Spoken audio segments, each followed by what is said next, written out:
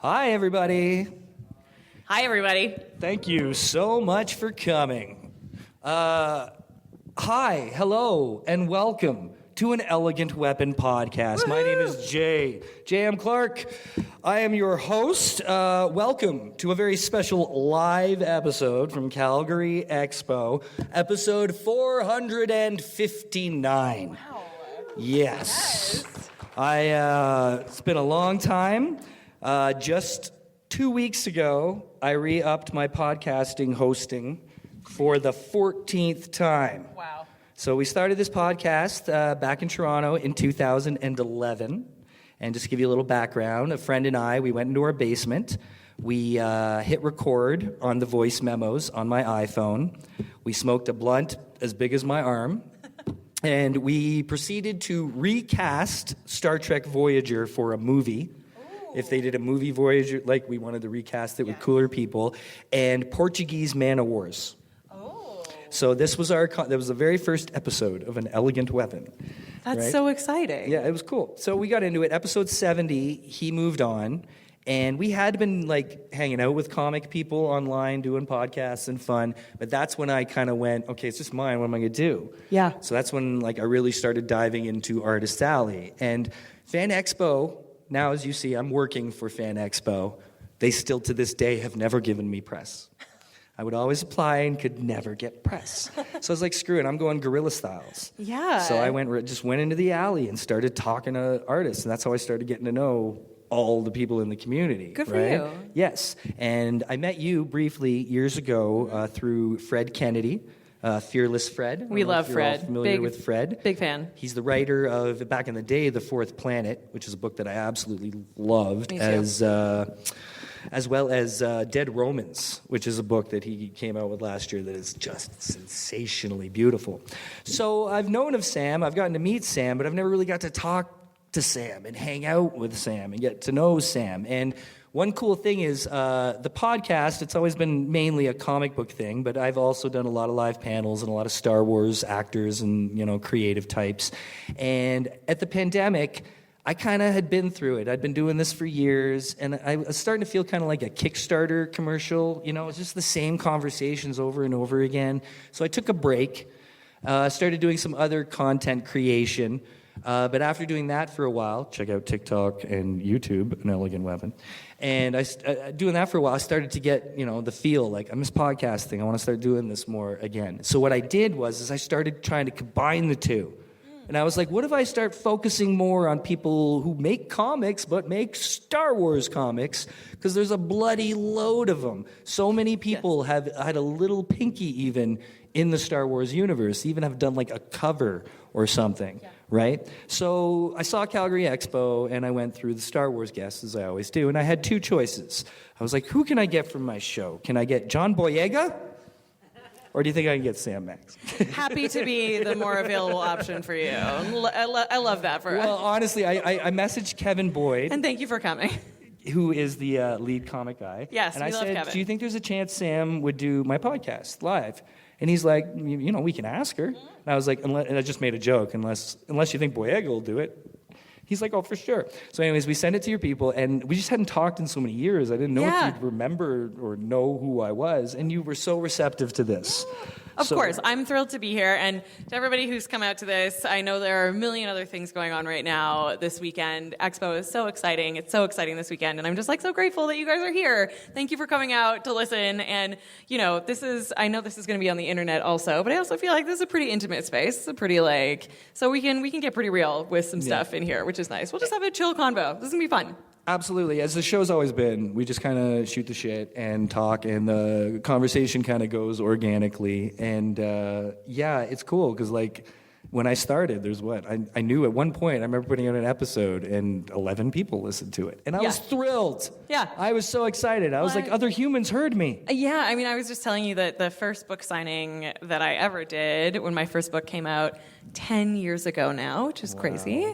10 years ago this May, actually. I'm coming up on the 10th anniversary. 3 people came. Three people showed up, and it was great. I was like, well, screw this, and we went to a coffee shop. And we just sat around a table and shot the shit for an hour, and it was great. And I feel like there's, it's so, no matter who you connect with, no matter how many people you connect with, like, it doesn't matter. You've connected with someone. Yeah. And that's huge. Like, that's already really important. Even the conversation itself. Totally. And I feel like social media has, like, kind of poisoned our brain. But if you think about putting 11 people in a room together, that's a pretty full room. Absolutely. You know what I mean? Like, in real life. 100%. So it's like, it's pretty cool. Yeah. Yeah, I started to get this vibe at the beginning of the pandemic. Everybody started podcasting and doing, like, internet shows. Yeah. And video podcasts, which is something I never did. I'm an old schooler. I started in 2011 because I was listening to Joe Rogan and Kevin Smith and Adam Carolla, like, across the originals, you know. And it was just fun to have the talk, man. It was just fun to make the conversation. So that's kind of how it's just always rolled with this. You know? It's absolutely. Well, I'm excited to chat. What I usually start with, though, and I'm very curious about this, so. Because I met you back in the day and been hearing about you and following your adventures, which are very Zubbian in a way to me, which I love. That is such a high compliment. Thank you. I don't know if we have any Jim Zub fans in the crowd, but I'm a big fan of Jim. What that means is it's a very eclectic career. It's a very varied career. She's not just like a comic writer. She's not just a novelist. She's done so much crazy, cool, varied stuff, which is very exciting. So this begins in London, Ontario. Right? Yeah, that's my hometown. Yeah, absolutely. Yeah. Right. So give me kind of the gist of the young Sam origin story. Like when did art become a part of your life? Has it always been? How does it begin for you?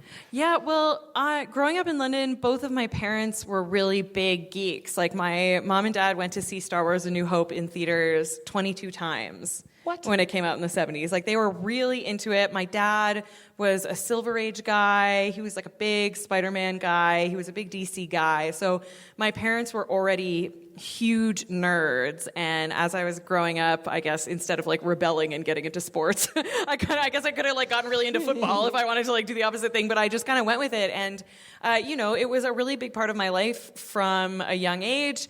My dad would my mom worked and my dad stayed home with me a lot when I was young, and he would we'd watch all of the Indiana Jones trilogy, or we'd sit and we'd watch like the whole Star Wars trilogy. And then when I was in school, the Phantom Menace came out when I was 11. I was like in the 6th grade, and they would pull me out of school to go see like the first matinee of Phantom Menace to make sure I didn't miss it. I think that's the first time I was ever on the news. I pulled my kid out for the sequels because those were the only ones that he was old enough. But he was younger, but I absolutely pulled that. I was like, no, we have Star Wars to see. No that's school important today, parenting. Son. That's good. It obviously served me very well. And so it was just a really big part of my life always. But at that time, not to be I'm 36. So this was the 90s, the early 2000s, as many of you may remember. It was not quite as easy or accepted to be a nerd at that time, and especially as a girl, it was not something that you really talked about, and especially was not catered to. I don't know if you guys have seen any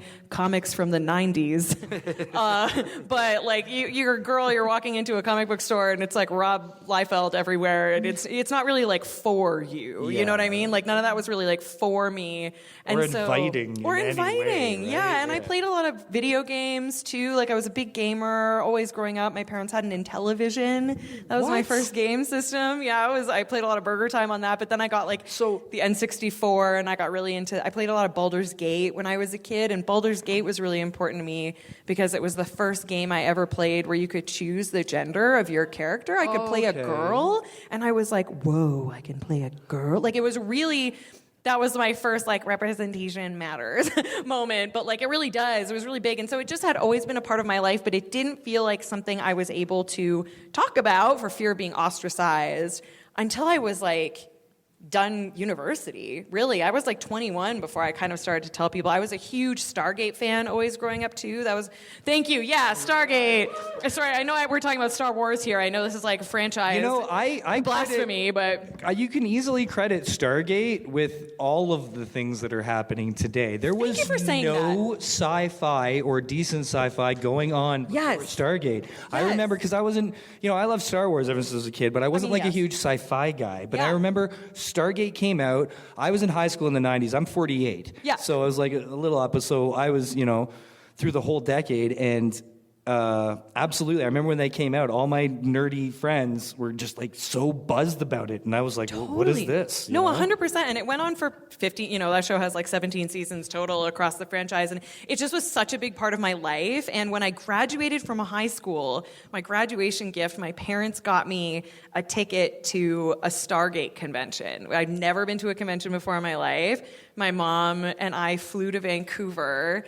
And it was just like a tiny fan-run convention, maybe like 200 people or whatever. But what they did do is the show was still shooting at the time, and the cast and crew were really like receptive to the fans. So they would bus the fans from the convention to the set. And so I have like a picture of me. I'm like 18 and I'm in front of the Stargate and I'm like, wow. But that was my first fandom experience. I'd been on like the Gate World forums or whatever. It was before social media, of course, as I crumble into dust, decrepit. But like, right? But like, I had been on the forums and had like met all these people online, and then going to the con and meeting all of like my internet friends in person. And of course, it's Stargate, so they're all middle-aged women from like Germany and New Zealand and France, and just like women that people I would never have met outside of this fan experience, who I am still friends with. Like to this day, we still go every 2 years to Vancouver and meet up and have this convention. And like, it was such a transformative experience for me, being able to connect with other fans directly. And that was my first con experience and my first real like fandom experience. And I was like, oh, there are other people out there like me, and I can start to share like this part of myself. And I moved to Toronto for my master's degree, and that's when I kind of started looking for the community around like nerd culture. I found my local comic book shop, the Silver Snail at the time, and the Beguiling in Toronto, and like they had a lot of like great events, and that's when I sort of started opening up or like uncloseting my nerddom, I guess, a little bit. But so it was a big part of my life, but not something I shared a lot. Right. That's awesome that those opportunities came though, and it's cool that your parents like. Because the Intellivision, is that what it was called? Intellivision. Yeah, it was like a Atari, basically. Yeah, that wasn't around then, so they held on to that, and you were able to play it. Because that's from when I was a kid, which is a decade on you. Totally. Which means your parents were cool enough to hold on to that thing. They're and cool. Another nerd item, are you saying Stargate the show is what you first got into? Or? Well, I did watch the film, but the show is like Stargate and Stargate Atlantis are like. Is it like a Buffy thing where the fans of the show aren't really into the movie? Is it? Yeah, they're two very different vibes. Because I was very similar to Buffy. That's a great comparison, I would say. Well, that's where I was coming from, because I remember when the movie came out, there was zero sci-fi. So no offense to the show, but that movie alone is what I credit. Yeah, that was 96, I think. Nothing was happening. It was all gang violence, Tarantino time at that time. Every indie movie had guns and stuff. There was like Stargate and Independence Day, which is also one of my favorite movies of all time. Yeah, hell yeah, Independence Day fans, rise up! Like, nice. Yeah, that then too, right? Absolutely. But same creator too. Like that's the same crew. So you go from London to Toronto. Mm-hmm. That's a big switch, but I guess the whole world just opened up for you, eh? Like, it really did. I did my master's degree. I did my bachelor's in English lit. I always knew I wanted to tell stories. I had been making my little stories since I was a kid because I was so into storytelling, and so I had my little word processor and awesome. I'd been writing stories for a really long time. It was the only thing I ever loved to do. I was such a big fan that I just wanted to. So I did my master's in English literature, and then I started working in film and television in Toronto. That world kind of opened up to me a little bit. Now you've just gotten more eclectic to me. This is crazy. Yeah. Right. I worked in film festivals for a long time. Cool. I worked at TIFF, the Toronto International Film Festival. I worked at Sundance. I worked at the CFC's Worldwide Short Film Festival. Wow. Because after I finished my master's, I had gone straight from high school to university to my master's, and I thought I never want to write again in my life. I'm like so burnt out, you know what I mean? It was like so much, and so I got out of it, and then I found that I really missed it. And so while I was working, I went from there to the CBC, and I was working in publicity at the CBC. And while I was working at the CBC, I started to write for the internet, because I had really missed writing, and I thought the only thing I really know how to write about is nerd culture. So I found some local websites. There was one called like T.Comics. You know what I mean? Like really local. I remember small... T.Comics. Hell yeah. Totally. Yeah. Alice Quinn. Yeah. And she gave me like a great opportunity. And so I started writing for free for like local websites, putting it on Twitter. This is when Twitter was good. RIP. Yeah. We're dead naming Twitter here. Oh my God. It's the only thing that's okay to dead name. 2011 on Twitter was the best. So peak. 2011 to like 2015. I met half the people I know, the Sean That's how I feel Dailies, too. all the community. Yeah. It's literally how I got my career because I would post my articles on Twitter and an agent found me that way. And like there was a website in New York City called The Mary Sue, which was a website for like women in geek culture. It was basically the only website at the time that was doing that. They reached out to me, and so I started writing for them. An agent reached out to me. She didn't have any clients. She was also brand new, much like myself. She'd never done anything. I had never done anything. And she was like, "You want to make a book?" And I was like, okay. Like, I don't know how to do that. Like, what are you talking about? Like, sure. So I did. And then she was like, what do you want to write about? And that's when I said, really, the only thing I know how to write about is being a girl in geek culture. And there wasn't a lot. Again, it seems so kind of like regressive now, but this was 2014, and there were not a lot of people talking about this at the time. And so I wrote a pitch for a book called The Fangirl's Guide to the Galaxy, which was all about like getting girls into geek culture. It was basically the book that I wish I had had when I was 15. There was a lot of good buzz around that. Thank you so much. Yeah. People were very excited. And it's my agent was kind of like, publishing is really slow. It moves really slowly. You should expect to like put this pitch out. We probably won't hear back for 6 months. Then they'll want you to redo it. So just kind of forget about it. And within 3 weeks, I had sold the book to a publisher called Quirk Books, and they told me I had 90 days to write it. Wow. And I did. And then that was the start of my like writing career. Yeah. And so it sort of snowballed from there. But, snowballed in an eclectic way because you've done so many. You're not just writing one thing. You've written that. You've written for other things like Critical Role. Yes. How did that come about? Yes. Well, yes. Critters in the Crowd. Hello. Hooray. Amazing. I'm so grateful to be working with them. My career has been very eclectic, and I think it's because it has sort of like not served me in some ways, because I think it's really easy to be like, this person's a romance writer, let's give them romance projects. This person's like the serious comic book writer, let's give them serious comic books. I've done everything now. I've worked in video games, comic books, television. I have done books for children. I've done adult books. I've done middle grade. I've done chapter books. Like, I've done a little bit of everything because I find everything a little bit interesting, and it also keeps it from getting boring. I'm not doing like the same thing over and over again, and I like to consume a lot of different things, so I think it makes sense that I want to like produce a lot of different things too, but it makes me hard to pin down, so I feel like people don't really know what to make of like, I'm not. That's how you want it. But that's how I feel. You don't want to get typecast. You don't want to get, wrung I think it into makes a me certain... more dangerous. Absolutely. Yeah. But also people are maybe more willing to let you take a chance on certain things because this is, you're showing that you've got the guts and the fortitude to be able to do that. Be like, yeah, I'll try this. That's it. I've never done that, but I'll try that. That's it. You just kind of have to, for me, it was just about like saying yes to literally everything and having people be like, can you do that? And being like, yep. Sure. And then going on Google and being like, can I do that? I don't really. I never wrote a video game before, but I think I can try it. And so, and I was very lucky over the course of my career also to have like very kind mentors who sort of like stepped up to the plate at various different times. My first full-time job in the industry was at BioWare.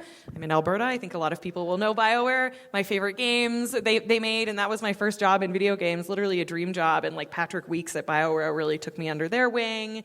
Trick Weeks now. And so I've been very lucky to learn from what I think are like some of the best people in the business. And then, I've just been writing books and comics for years. I had worked with Dark Horse Comics a few times, and I had actually worked with some of the Critical Role cast on video games. I wrote a video game called Call of Duty Vanguard.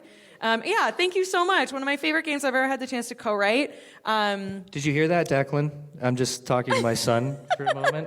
Sorry, my son's name is Declan, and I'm going to play this because he's a Call of Duty freak. Well, it's a really great one because what I love about this Call of Duty and the team that worked on it was really diverse. We had Tochi Onibuchi, who wrote Riot Baby, and like is a really brilliant, wonderful like black writer, and it was a really diverse team of people put together by Stephen Rhodes. And so we got to tell the stories of people in World War II whose stories you don't often get to see. That's so fun. Like the Black Fighter Squadron, the Australian Fighter Squadron, and I got to write a Russian sniper woman based on a true story, and she was voiced by Laura Bailey. And so I had worked with Laura before, and through some of my other video game work, I had, run into like Matt Mercer and Travis Willingham. Like we had kind of been working in the same, because I had been writing and they'd been voice acting. We sort of like existed in the same ecosystem, or like had worked together in some ways. And so eventually a project came up for Critical Role, the Jester origin story, and they were looking for someone to write it. And so they approached me, which I feel so grateful for.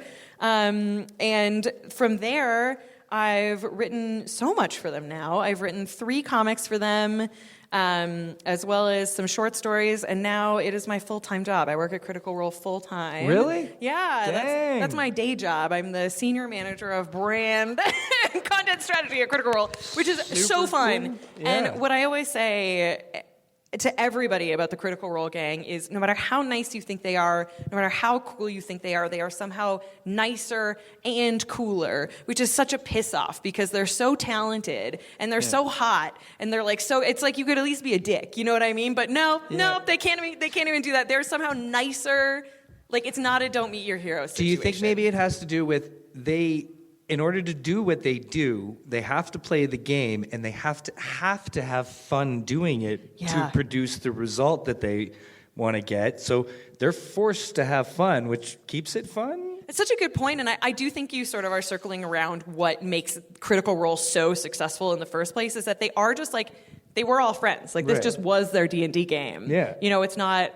I think a lot of the D&D podcasts now you see are like feel manufactured, because they're all trying to be like D&D all the famous. podcasts. Yeah. When they all went online in the pandemic, and I was like, I can't do this. It doesn't feel right. 100%. They all seemed fake and produced, and they didn't feel like a natural conversation. You get it. Yeah. You totally get it. And this is not to denigrate any of the other. Not at I think all. I'm a huge Adventure Zone fan too. Like that's actually how I got into D&D. Was through the Adventure Zone. That was sort of my in, because I'm a big McElboys fan too. But it's very organic, and they're just. I think maybe because I don't know, but I think you're onto something there. They're just really great. Well, I feel really got lucky. A feel of it when I was like 12 or 13. Me and 3 other buddies had a comic book club, and we'd just get together, read comics, swap comics, and then we started. One of our friends played D&D. And had the books because his older brother had played. And none of us knew. I had no idea. So we played a bit. It was never something I got super into, but it was kind of cool, right? But I was more into the comics. I wanted to be reading Batman. I didn't want to be talking about wizards and elves, right? Yeah. So then, years later, excuse me, we had made friends with other podcasts. Yeah. So me and my original partner there, we started playing online with a friend of ours. They had a podcast called The Dragon Fisters. Hell yeah. Yeah. Good for them. Yeah. So we got together with them, and we just started playing online. I love that. And we ended up turning it into like a little series because we were having so much fun. That's really cute. Every night I wanted to podcast, and just so we could play. I was a mad cleric. Yeah, like hell a crazy, drunken, mad cleric, and I loved it. I loved just the improv aspect of being able to literally.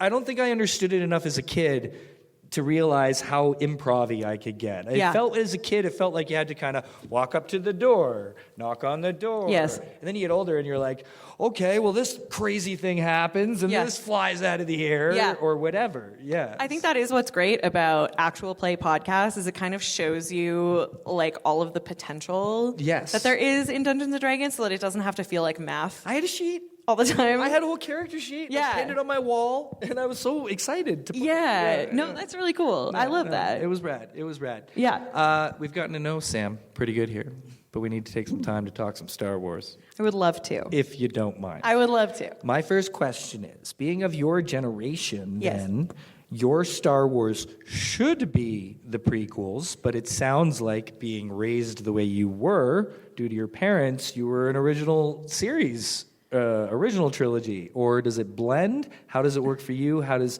Star Wars really implant itself in your heart? Oh, gosh. Yeah. I mean, the original trilogy for me was, that's what I grew up with, for sure. I mean, that was really big. And the prequels, they did exist.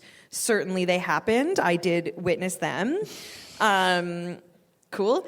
But honestly, and I know this is going to sound sacrilegious, but when The Force Awakens came out, that was I I went to see The Force Awakens 9 times at the movies. Wow. Because I had grown up with Star Wars and I was such a fan. But like in the original series, you never see a woman wield a lightsaber. You never see a girl use the Force. And in The Force Awakens, that moment where Rey gets the lightsaber and turns it on for the first time, like just talking about it is like making me feel emotional because it's like, that was so important to me. Yeah. Like, again, I know it sounds so trite these days to say like representation is important, but like, I don't know. It was so important to me. It was just like I was like, I can't believe that I get to have this. Right. Like, you know what I mean? It just felt so important.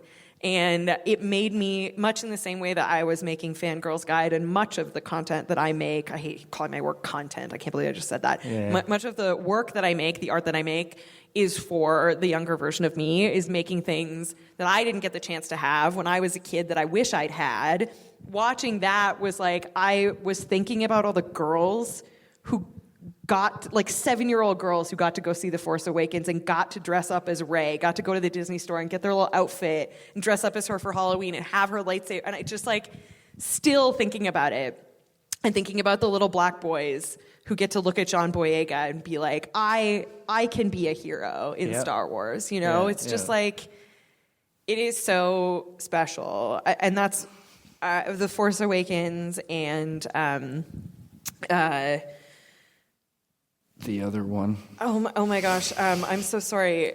The next one, I'm blanking because I'm like so nervous you can just, now. No, stay with the blank. We don't need to name The Last Jedi. The Last Jedi. Thank you so much. Force Awakens and The Last Jedi are like, if people ask me what my Star Wars are, it's those two. Those two are like really, really important to me. Those movies. Yeah. I can understand and respect the aspects as to why, though. Yeah, and I get why people don't like them. Like, I totally, and I also think that that's kind of the great thing about Star Wars and about a universe like Star Wars. When I first started making comics, you know, I wrote Captain Marvel for a really long time for kids. Thank you so much, Carol. I love Carol. There was a lot of backlash around Carol. I think there still is a lot of backlash around Carol. And there's this kind of idea that, like, having a female superhero for some reason means that we don't then have a male superhero. But it's like, there isn't a limited number of seats at the table. The table is fake and we made it up. You know what I mean? Like some man who is gatekeeping the number of books that get put out is artificially creating that table, right? These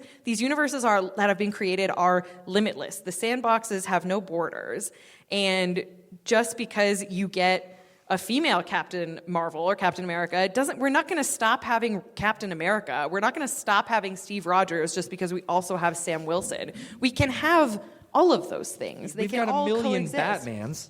There is no shortage. Yeah, exactly. There's no shortage of digital paper on which to print these things, right? Like we can have all of it. There can be something for everyone, as there should be, you know? And I think that's what's so great about Star Wars too, is like just because The Last Jedi exists doesn't mean that A New Hope goes away. Like that is still there. We have the Acolyte, but we also get to have Solo. Like these things, we get to have something for everyone in these universes, and I think that's beautiful. Everyone's doing it now. Like now that people like you and your generation, and we have more, you know, voices that are there to make that emotional connection. Because as much as, you know, Star Wars was written from whatever certain perspective, for me, even though like I don't want to like, it's not like that white male guilt thing or anything, but like taking away all the things that we're missing, unfortunately, that are now being able to be done by creators like you to touch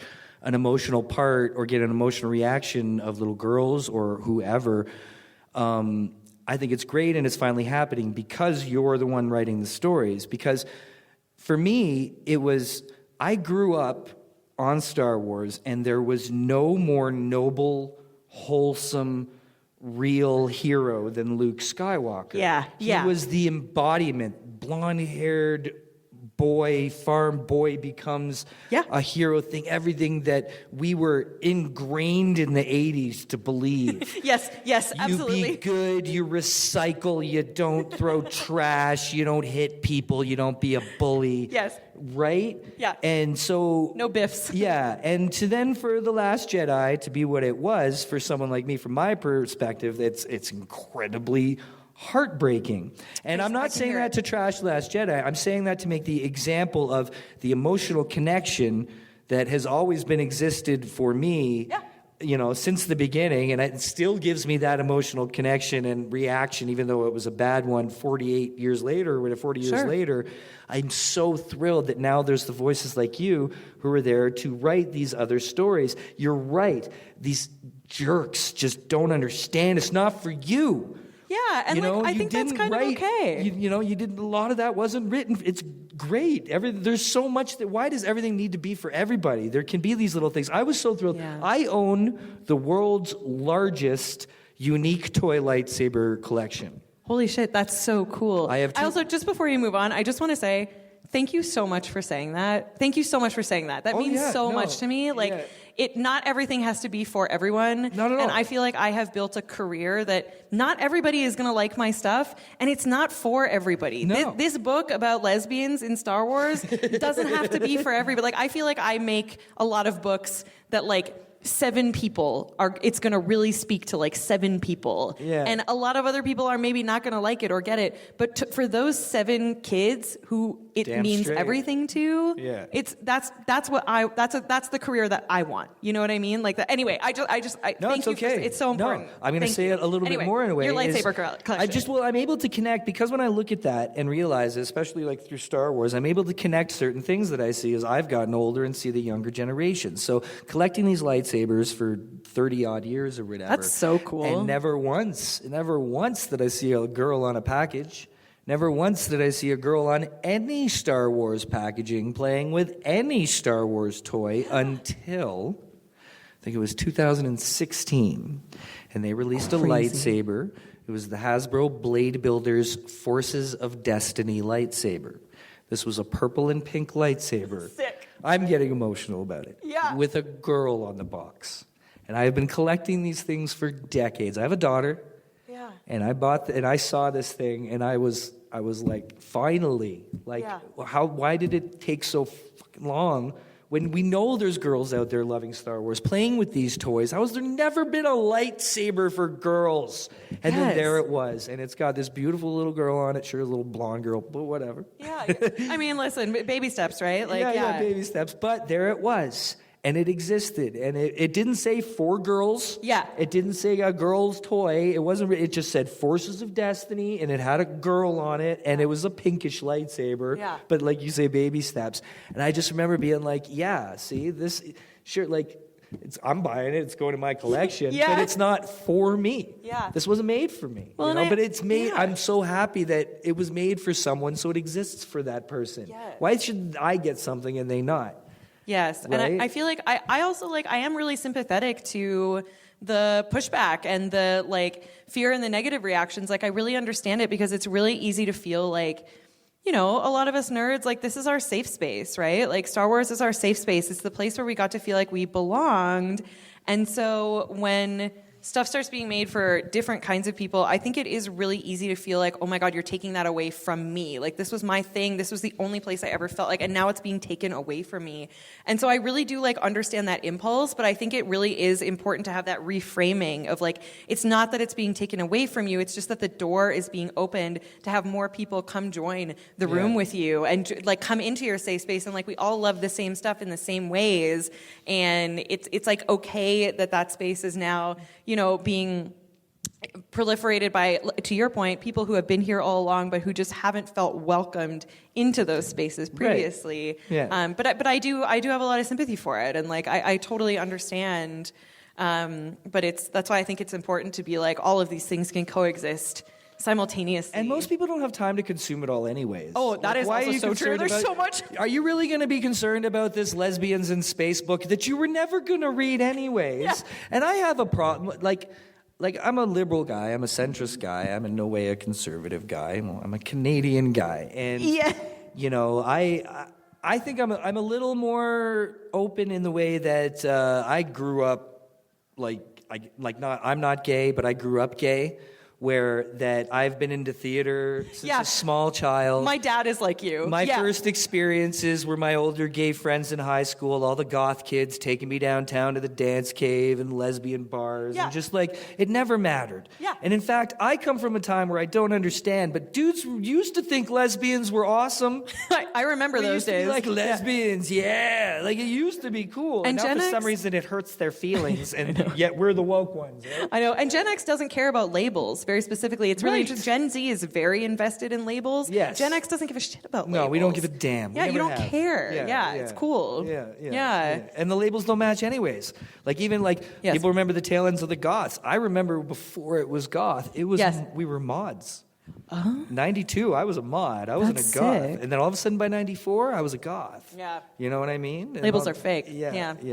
If you can picture that, I had hair that Edward Scissorhands would have been jealous of. I worshipped The Cure, like the Smiths, and I wore a black trench coat, silver pants. I had big black combat boots. Hell yeah. I dyed my hair jet blue black, like Superman. Yeah. And I just, every morning with the hairspray, like...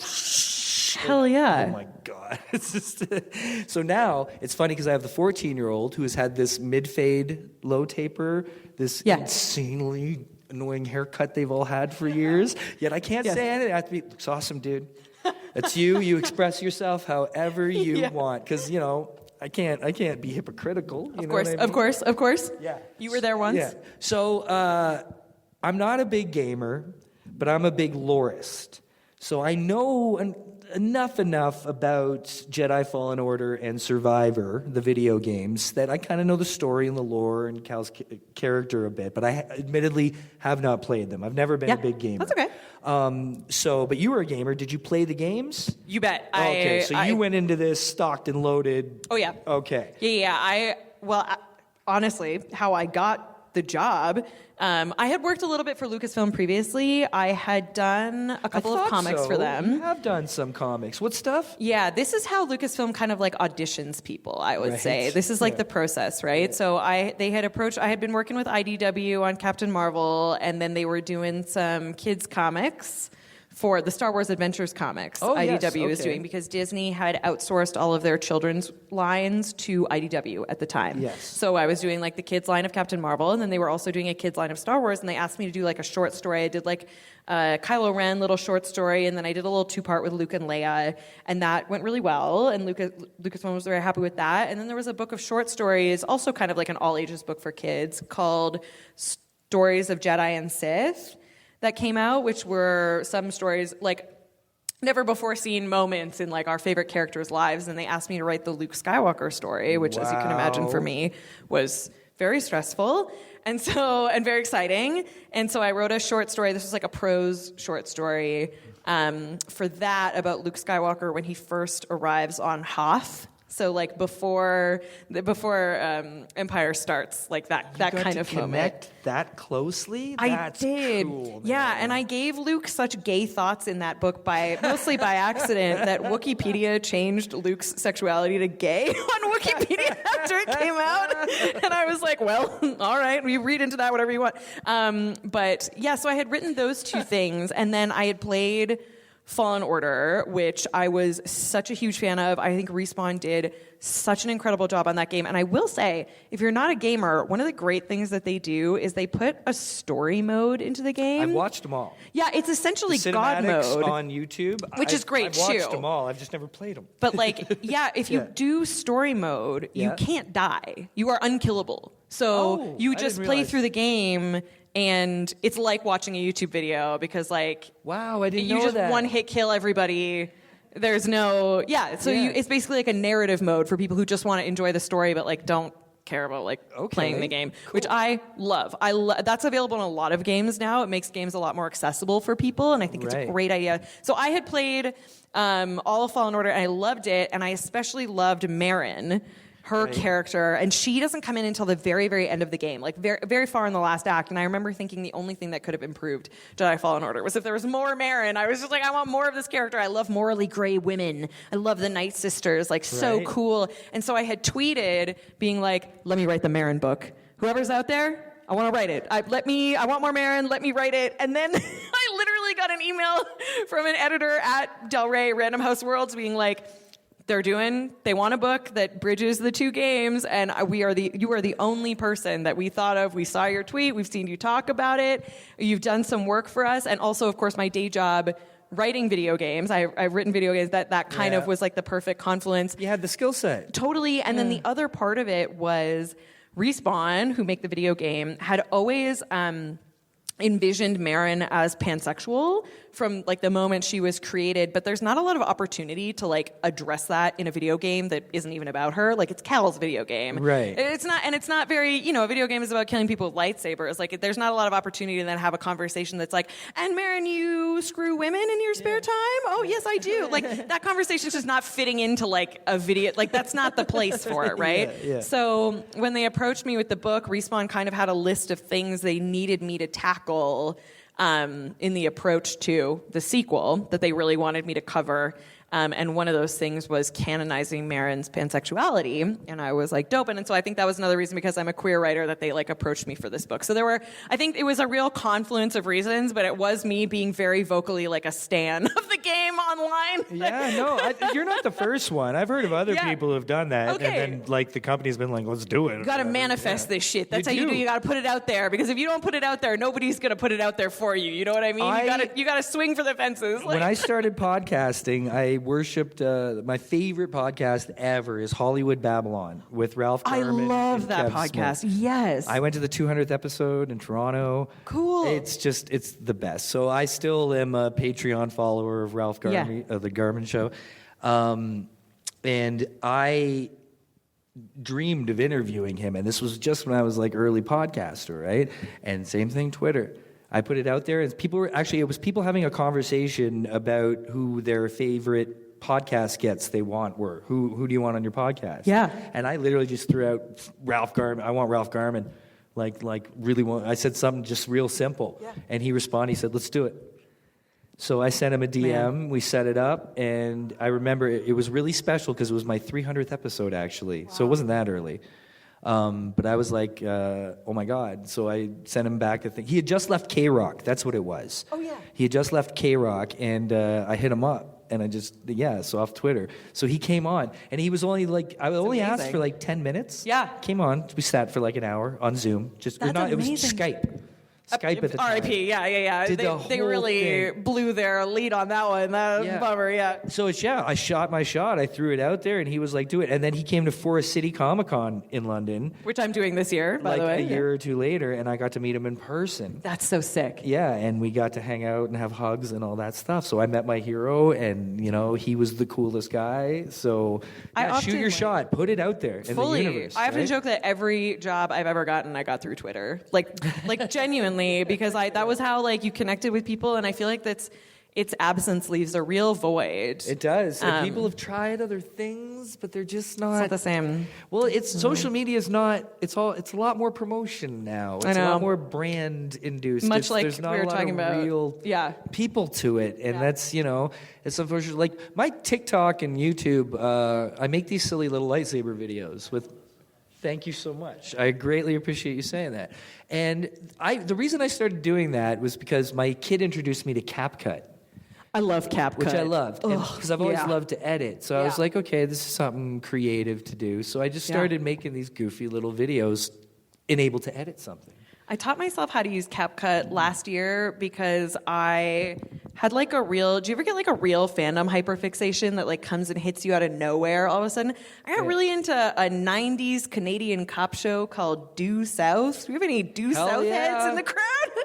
I had watched it when I was a kid. I remember it. I had never watched the latter seasons, and it turns out that show gets gay as fuck in the latter seasons. Nice. The last two seasons of that show, which I had never watched as a kid, canonically, they ride off into the sunset together at the end, basically married. It's insane, and I went insane over it, and so I started making fan YouTube videos of this. Did you really? Yeah, I have a fan Tumblr and a fan YouTube account that I run for this Canadian 90s that you cop hold show. up, keep fresh. Oh yeah, today. Oh my god. Actively, but I just think that is. doing stuff like that and being able to make videos like TikTok, I feel like is that new place of connection, but it still feels very different. Yeah, well, I know we're so off topic now. No, but it's okay. But where I was going with that, though, is like because I was making these videos not caring who watched them, I was making them for the reason that I enjoyed the editing, is they were very natural. I don't know if you feel... do I seem like the guy in the videos?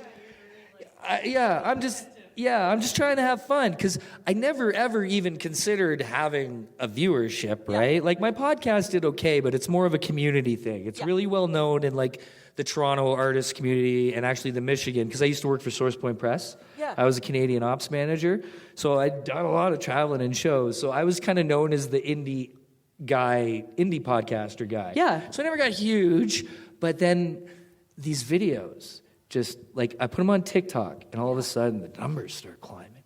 And I'm like, who is this watching these? And my buddy Anthony Rutgazer, who's a writer up in Artist Alley, go meet Anthony. He's like, why aren't you putting these on YouTube? I'm like, I don't know. Yeah. So I had enough TikToks built up. I started banging 2 a day onto YouTube. Smart. Blew up. So I've got a pretty good following on those 2 things now. But my demographic is like 8 to 13, which I never even crossed my mind that if I ever did have fans, I would have this, fanship of kids who love the toys, who are just so. One day they do love the toys, but here's what really got me and really gave me a lot of confidence to keep going is I was doing a live one day and I'm like, okay guys, what is it you like? Because I want to give you more of what you like. Do you like the lore? Do you like the history? Do you like the toys? Like, what do you like? And these kids went, you're a character. Hell yeah. We love watching you, dude. You make our day. That's so cool. And I was cool. just like, I'll keep on trucking. And that's that genuineness, you know? And so I do think shows, that TikTok is a place where you can do that now. Yeah, no, Whereas it's a lot true. of the other internet is just like, look at this, play. Gotta hate Instagram. Oh God. Oh my God, I know, it's but hard, it's right. Yeah. But it is. I think that genuineness is so endemic to Star Wars too, where it just it really appeals to so many different kinds of people. From it is a story that is so universal. I was just doing a panel with Jennifer Beals, and we were talking about how it's sort of the modern mythology. It is the thing that will outlive everything. All of us. Yeah. It is these are our gods. You know what I mean? This is our shared story that unites us all, and it's so beautiful in that way that there are all these different facets of it. There are the people who love watching you with your lightsabers. There are people who read my book and feel seen. There are people who play the game and they love it. There are people watching the shows and it's just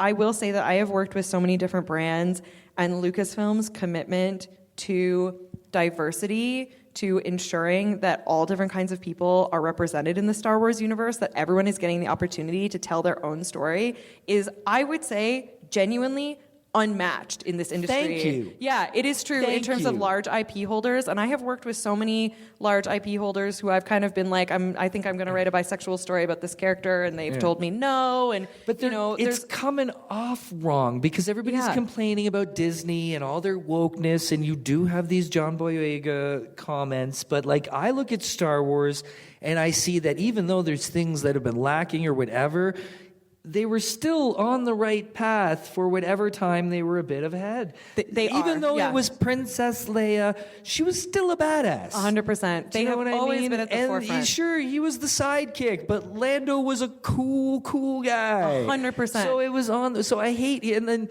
I hear comments about nowadays, and then I hear it 1 minute it's too woke, the next minute it's not woke enough, and it's I know. Why do we care? There's so much of it, as you're saying. Absolutely, there's room for everything. Absolutely, and I say, internally, they are just so, they really do walk the walk and talk the talk, and I just, I really want to give them their props for that, and it's been so great to work with them. And I'm not just saying that, there are other IP holders who have Sure. I'm being, dead honest. It is so refreshing. Especially because it's really hard as a large corporate entity whose primary motivating factor is making money. You know what I mean? You do want to try to appeal to as many people as possible. But I think that the way that they're going about that by having these books, by having the comics, by having all these different verticals in which you can reach people, you can tell so many different kinds of stories. And that's what is so unique about the Star Wars publishing universe, I think, is that it gives, we would not have Dr. Aphra without the comics, and what a cool ass character she is. I love a morally gray woman. There's just so much good stuff out there because of all of these different mediums in which you can tell different kinds of stories. Yeah. And that's so special, and they're really good at it. Huge props to Jan Duursema. I don't know if you know who Jan Duursema is. I don't know Jan. Jan was the artist on many of the Dark Horse Star Wars comic books. Sick. So she good. was the artist for John Ostrander. Oh, so good. And they did many issues together. They were in a crazy, incredible team. And I got to interview him a few times, and he would just go on about Jan. But I love the fact that she put a lot of female characters into the expanded universe. Oh, the EU, I mean, ugh. She did it with no fanfare, no it just was. No focus. That she made it just was. And we didn't notice. All of a sudden we had Mara Jades. All of a sudden we had Darth Talons. All of a sudden we had these crazy female characters who were leading stories. Yeah. And then you find out they're being created by a woman. And back at a time when a lot of it wasn't happening, especially when you had the writer was a guy and the artist was a woman on these Star Wars books. Yeah. And I think Jan is a bit of a what do you call it? What's the word? Like a trailblazer? Androgynous name. Oh, yeah. Oh, yeah, true. Like Sam. Yeah. Right? And I think a lot of people didn't actually clue in to Jan Duursema. I think they thought it was maybe a foreign-sounding name. My grandfather was Jan, right? Or Jan. Yeah, absolutely, yeah. Just a woman who drew that shit, it's cool. Right? I mean, yeah. And there's some of the most beautiful art that's ever been put out in the Star Wars universe, right? So they've always been pretty open to it, right? So that's why I hate that people are go back to the old shit. It's like, no, this has been slowly progressing for decades now. Totally. Right? And they're so there are so many people who are not doing that. And it's really, I think for such a big franchise, I think it's really impressive that they do and this book became a New York Times bestseller. It still did. You know what I mean? People want to read that stuff. Absolutely. Yeah. Thank you so much. Right? Thank you so much. I got to ask you. Yeah. Being a lore freak. Yeah. And, one of those guys, this was very hard for me because I had collected all the Dark Horse comics, read them for years, and then they went away, which I was like, I will deal with this. Filoni came along, started bringing the things back, and it's awesome. So, and I've heard it before, but your version, I'd like to hear of what it's like in that universe, because I know you've got story groups to deal with. You've got you can't use this, you can't say that. Yeah. How intense was it?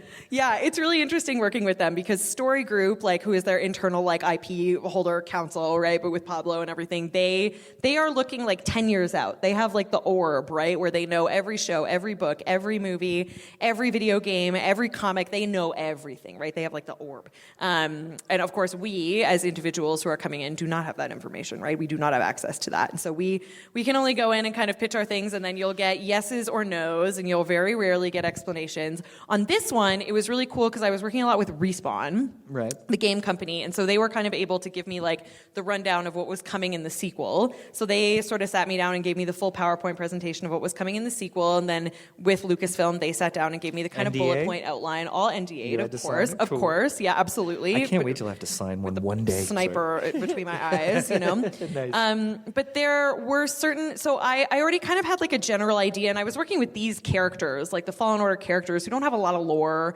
behind them anyways, but then we wanted to involve an Inquisitor. And so at first I thought it might be kind of cool. Delilah S. Dawson was writing a book about Inquisitors at the same time that I was writing this one, and I was like, ooh, it would be cool to use her Inquisitor. And they were kind of like, no, we kind of have some other ideas for her, but... And they will do many things.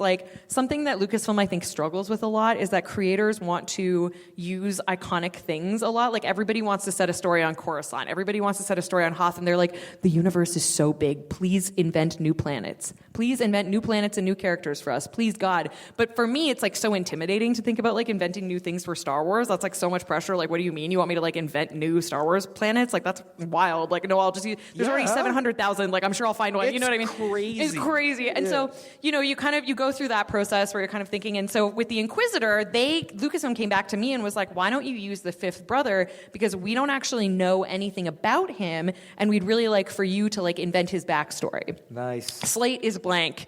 go for it, do whatever you want. And I was like, sick. So that was like a cool moment. And then there were a couple other times where I would use planets and they'd be like, just invent a new planet. Like, let's not mess with that. And they don't tell you why and then whatever. But I think like the biggest one for me was at the end of this book with Marin and the Night Sisters. There's like a big fight scene at the end. And I wrote this very sick ending that I was so proud of, big battle scene. And Marin does this very cool thing where she, like with her Night Sister powers, like resurrects a bunch of dead bodies and they all fight for her in the end. I was like, this is so cool. This is like the sickest Night Sister thing ever. And I wrote this big ending and I was so proud of it. And they were like, you gotta cut it. You gotta cut it. You gotta change it. We can't have it in the book. And I was like, but it's really good. And it's a really good idea. Why? And they were like, Oh, just change it. And I was like, Sam, shit, okay. That so I did. Sucks. And I changed it. Sure, great, whatever. And then like years later, right, I'm watching Boba Fett and there's this Night Sister thing, and they're resurrecting all the dead bodies, right? And there's the big, and I was like, oh, I see. Which they had already the shot. only one who'd thought Exactly. of It was it. clearly, it was a moment of like parallel development. You know what I mean? But it was like they had already made something that was essentially exactly that, and so they had to have me change it. And that I feel like working with them happens all the time, where they're like, you can't use this planet, and you're like, why? And they're like, I won't tell you. And then you'll go to the movies 7 years later and you'll be like, oh shit. Well, you hear about it happening with Marvel all the time. That makes so much sense and too. Marvel's even crazy about with the comics. They'll be like, you can't use this character in the comic because they'll have a plan for it in a show or a movie. DC's really hardcore about that too. Yeah, and Marvel, you can't invent any canon for a character that doesn't come from the comic first. All canon for Marvel characters has to come out of the comic first. Okay. Yeah, so say you want to make a character queer, can't do it unless it's happened in the comic already. You know what I mean? Like they're that's sort of their like main line, which is really interesting too. And so it's just like, it depends on the IP holder. But yeah, so that's, with Lucasfilm, it feels like a lot of moving pieces, but it's nice having that internal story group that has the like all-seeing orb. You might not get to know why, but at least you know you're not like stepping on anything you're not supposed to, you know? Absolutely. Who's got the time? Anybody got the time? How long? It feels like we're going a long time. Just about 3 minutes to 7 Oh my here. God, we've been killing it. It was here. so This fun. is I wish crazy. It flies on by. I know. If you guys have any questions for me too. Does anybody have any questions? I would love to. Yeah. Yeah, you're good. Oh, who are our favorite glup shittos? Oh. Great question. Where does Glubshitos come from? That was like a tweet where someone was like, every time someone talks about their favorite Star Wars character, it's always some guy named Glupshido who like I've never heard of, but somehow has like 10,000 fans or whatever. I think it's so funny.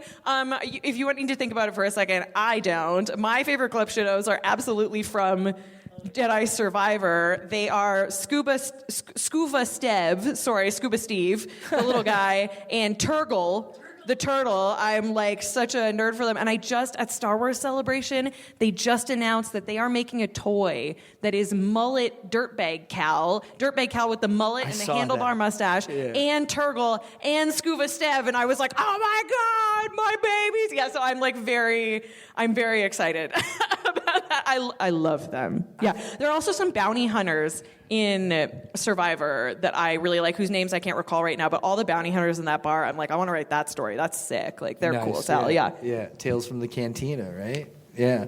I've never really thought about this, and I don't know if these count as Glubshitos, and I can't remember exactly what they're called, but the little spiders on Tatooine. Totally counts, with the brains in them. Yeah. The reason I love them is, do you know the story behind those? No. There used to be a band of monks on Tatooine, and they were called like the Brothers of something or other.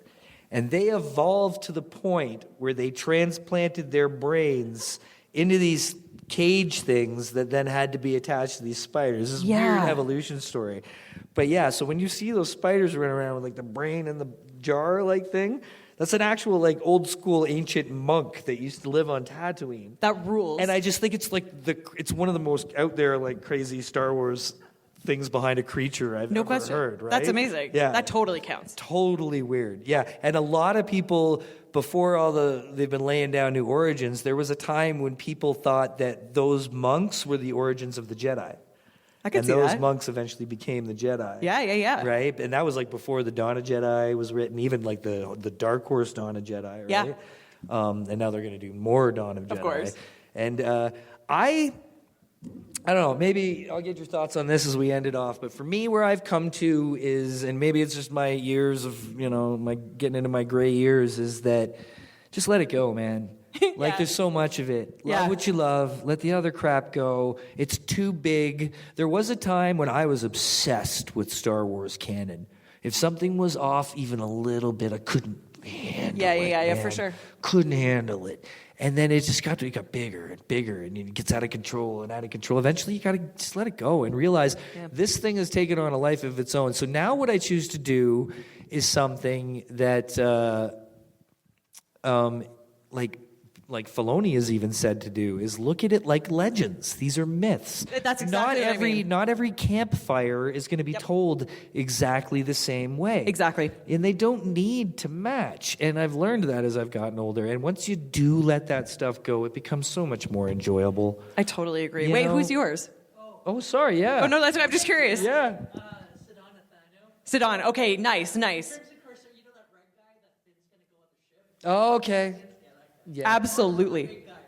I really Yeah. should pre-watch. I really should Great choice. rewatch the sequels because there was some cool stuff I liked in there, but there The was two some sequels hard beats that they made, emotionally. the were- two sequels that they made are really amazing. Yeah, both of them that they made. The only the two that they made, the only two. Yeah, I don't know, Yeah. man. It's but like again, you got everybody has their own certain point of view of things, and it's cool. But I can tell you that no matter what has come, there's always such wonderful things to look forward. I Yeah. love the character of Rey. Me too. Like, I really am big on Rey. I hate the sequels. Actually, I really like Force Awakens. I don't mind Revenge of the Sith.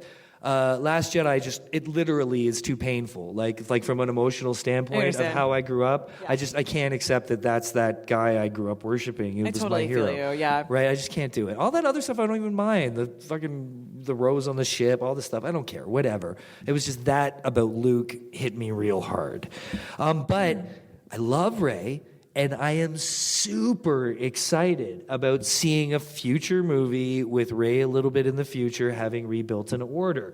Because this is an order that could be a more janky Lost Boys, Return of the Jedi, Goonies type order, where they're not all in the same robes. This is so funny They've because all got their I am own like, stuff on, doing their thing. And I'm so anti-Jedi. One of the reasons why I liked writing the Night Sisters and the Fifth Brother in this is I am anti-Jedi. I think the Jedi Order sucks.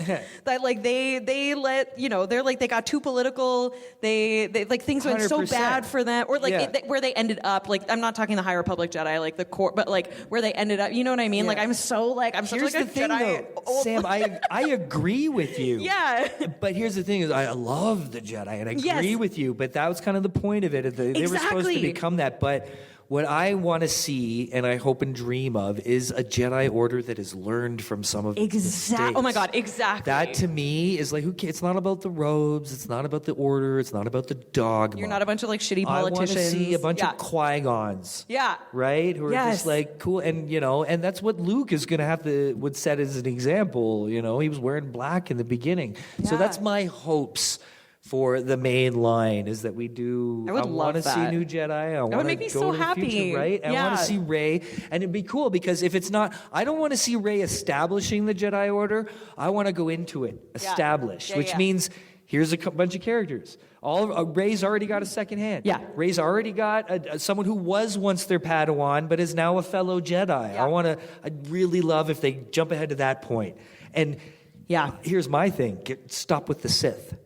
Yeah. Right? Because what unfortunately bringing Palpatine back did was negate the entire story of Star Wars. I have no idea what you're talking about. That never happened. That's crazy. That sounds wild. Do you know what I mean? Yeah. like the Chosen One was supposed to end the Sith. He ended the Sith, prophecy fulfilled. Sith can't come back because then the prophecy meant nothing. So I am personally Why would anyone do that? Right? That would be such a weird move. And why would you have 3 of the actors from this classic trilogy all there, signed on, They've all taken the ink, they've written their amazing names and said, yes, yes, Walt Disney, all 3 of us will come back and make movies for you. And Walt Disney goes, awesome, we're not going to put you in a single scene together.